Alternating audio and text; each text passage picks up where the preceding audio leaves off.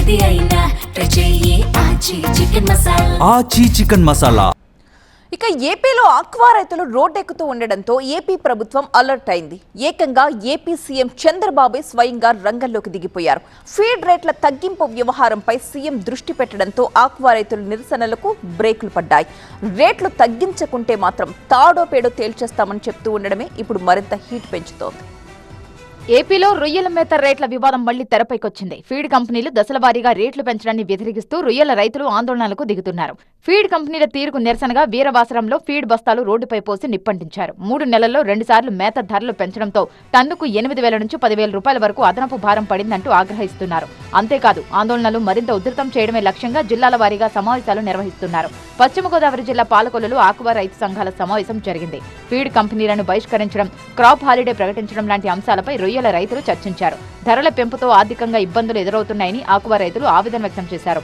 పాలకొల్లు సమావేశంలో ఉన్న ఆక్వా రైతులతో మంత్రి అచ్చెన్నాయుడు వీడియో కాన్ఫరెన్స్ లో మాట్లాడారు. రైతులకు నష్టం కలిగించే ఎలాంటి ఏకపక్ష నిర్ణయాలు తీసుకోవద్దని, ఫీడ్ కంపెనీలతో మాట్లాడతామని హామీ ఇచ్చారు. శుక్రవారం ఫీడ్ కంపెనీ యాజమాన్యాలతో చర్చిస్తామని చెప్పారు. ఆక్వా రైతులు, ఫీడ్ తయారీ సంస్థలు, అధికారులతో అచ్చెన్నాయుడు ఉమ్మడి సమావేశం నిర్వహించనున్నారు.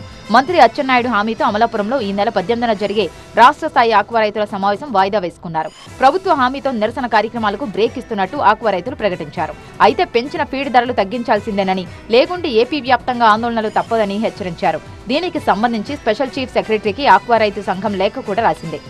ఈ రేట్ల మీద తగ్గించే ప్రయత్నం చేస్తామని చెప్పి ఏదైతే ప్రభుత్వం ముందుకు వచ్చిందో తప్పకుండా ఆ రకంగా కనుక ప్రభుత్వం మరి వీళ్ళందరినీ ఆ రేట్లు తగ్గించి రైతుకు అనుకూలంగా కనుక మరి చేస్తే ఒక రకం, లేదంటే కనుక రాష్ట్ర వ్యాప్తంగా మళ్ళీ ఆందోళన చేపట్టి తగ్గే వరకు కూడా ప్రతి ఆక్వా రైతు కూడా దీని మీద పోరాడతామని చెప్పి తెలియజేసుకుంటూ, మరోవైపు కేంద్ర మంత్రి పీయూష్ గోయల్ కు ఏపీ సీఎం చంద్రబాబు లేఖ రాశారు. రొయ్యల ఫీడ్ ముడి పదార్థాల ధరల పెరుగుదలతో ఆక్వా రైతులు ఇబ్బందులు పడుతున్నారని తెలిపారు. ఆక్వా రైతులపై రొయ్యల ఫీడ్ ధరల భారం తగ్గించాలని విజ్ఞప్తి చేశారు.